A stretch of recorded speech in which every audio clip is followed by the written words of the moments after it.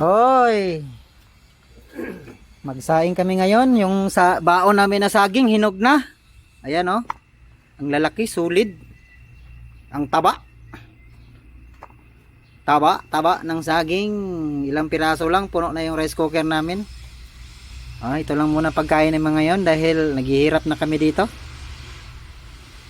Kain-kain lang muna kami, kain-kain lang saging. Okay din to sa mga mag-skip ng kanin sa isang araw, isang bisis na kain sa isang araw. Sa 3 bisis na kanin sa isang araw, mag-skip ka ng isa. Malaking bagay na 'yun sa kalusugan natin. Ayan. Tsaka buko. Yan lang muna. Delikado yung manok na to pag mawala na kami ng pagkain. May manok na.